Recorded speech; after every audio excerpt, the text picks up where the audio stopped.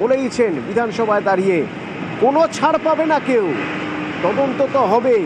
সেবাশ্রয়ের নামে এমন কিছু করা হয়েছে, এমন এমন অভিযোগ আসছে সেগুলো প্রায় খুনের সামিল।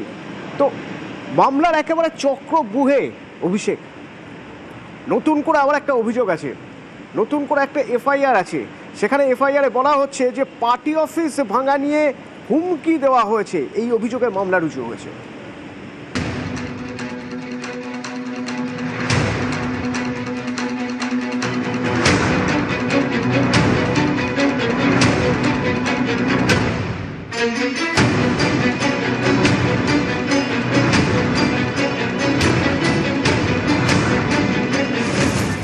হুমকি দেওয়ার অভিযোগ, অভিষেক বন্দ্যোপাধ্যায়ের বিরুদ্ধে একাধিক ধারায় এফআইআর দায়ের। দক্ষিণ 24 পরগনার আমতলার আপাত ছাপোষা এলাকায় কয়েকদিন আগে পর্যন্ত এক অট্টালিকা মাথা তুলে দাঁড়িয়েছিল। তৃণমূল জামানায় এই অট্টালিকা ছিল ক্ষমতার ভরকেন্দ্র।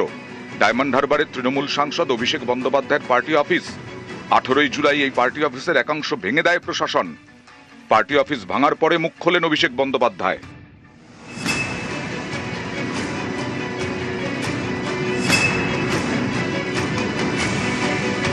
একদম একতলা দুতলা বুলডোজার দিয়ে প্রায় ভেঙে গুড়িয়ে দেওয়া হয়েছে।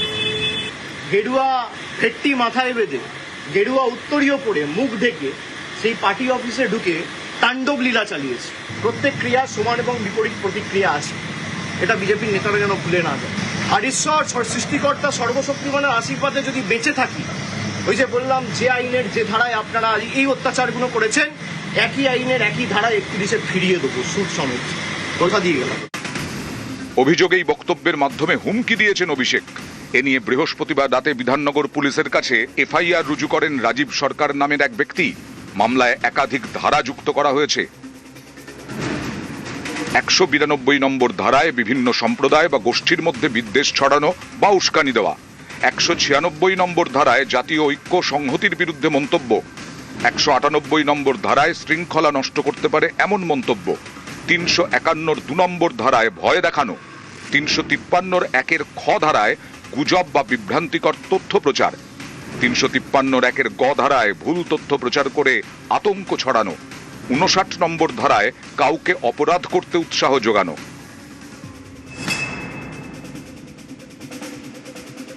আমাকে রাস্তায় ফেলে মার্চ মেরে গেছে, সবই তো পুলিশের কাছে বাগুড়ি থানায় কমপ্লেন রয়েছে। উনি রক্ষা কবচ নিচ্ছেন একদিকে আদালত থেকে, আরেকদিকে রক্ষা কবচ নিয়েই উনি পরবর্তীকালে উনি মানে সাধারণ মানুষদেরকে হুমকি দিচ্ছেন।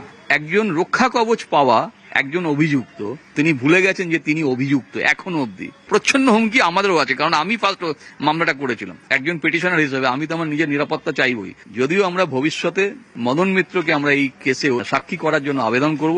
মদন মিত্র নিজের ফেসবুক প্রোফাইলে উনি স্বীকার করে নিয়েছেন যে অভিষেক ব্যানার্জি একজন ক্রিমিনাল। তাই মদন মিত্রকে অবিলম্বে সাক্ষী হিসেবে ডেকে তাকে মানে জিজ্ঞাসাবাদ করাটা অত্যন্ত জরুরি। এছাড়াও অভিষেক বন্দ্যোপাধ্যায়ের বিরুদ্ধে একের পর এক মামলা।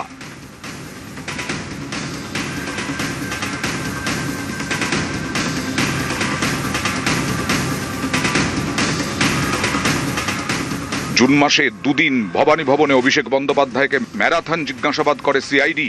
বিধায়কদের সই জালিয়াতির অভিযোগের তদন্তে প্রাথমিক নিয়োগ দুর্নীতি মামলাতে ইডির স্ক্যানারে অভিষেক বন্দ্যোপাধ্যায়।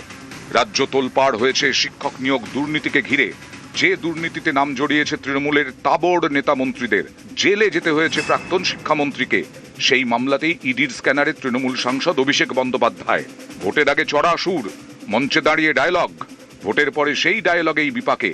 ডিজে মন্তব্যের জেরে অভিষেক বন্দ্যোপাধ্যায়ের নামে মামলা। এই মামলায় কণ্ঠস্বরের নমুনাও দেন অভিষেক। আমফানের ত্রাণ দুর্নীতিতেও নাম জড়িয়েছে ডায়মন্ড হারবারের তৃণমূল সাংসদের।